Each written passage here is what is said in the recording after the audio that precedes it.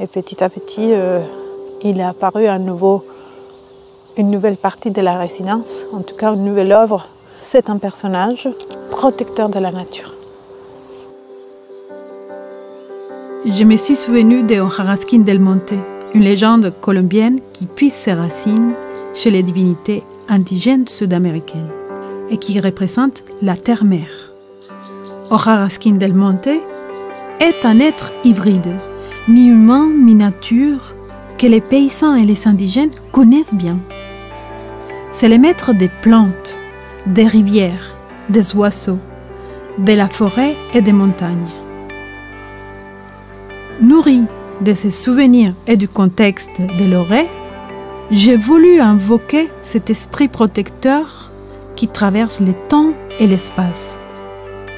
L'ORE, en fait, c'est un dispositif contractuel qui permet de protéger l'environnement. Alors, ORE, ça veut dire obligation réelle environnementale. C'est un contrat que le Château d'Espérant a signé en 2022 avec le Conservatoire des espaces naturels et qui permet de protéger sa biodiversité et de mettre le vivant au cœur de ses missions.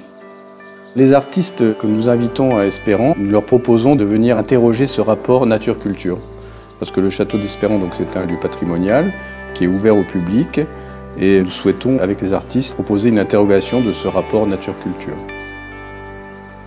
Symboliquement, ces costumes, créés de manière collective à partir des vêtements donnés, possèdent une énergie très particulière.